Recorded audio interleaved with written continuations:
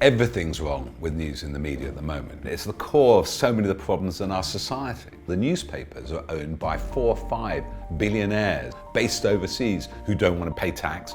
Google and Facebook, those huge unaccountable tech giants based in Silicon Valley, have stolen billions out of the advertising revenue which used to pay for local and national journalism. In Britain, we are dominated by weaponized news, by comment. We're run by a punditocracy.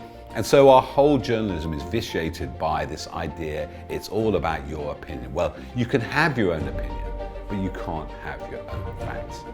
I think it's been a really exciting 4 months at Byline Times, and I think what we're really trying to do is cover some of the underlying themes that we think are relevant to modern Britain.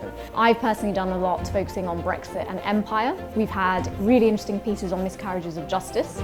We've had some great coverage on life on the streets, in food banks. We've looked at controversial aspects of government policy to do with issues of race and identity. And that's what we really, really want to do more of, to cover social issues in a really nuanced, in-depth way that says something about modern Britain. 4 months ago, when we launched Byline Times, we sort of had a theory that actually if we separated fact from argument, and probably even more importantly, we really concentrated on what the other papers didn't say, we would actually stumble across and investigate some really interesting news. And we did. One of the ones that sticks out to us probably is the Brexit party, where we looked at the PayPal payments, and it appeared pretty quickly to us that something quite dodgy was going on. Lots of other papers then took it up, but only because we'd started it, and the next thing we knew, the Electoral Commission were going in and investigating. Now, that would not have happened without Byline Times and people's support for what we're doing.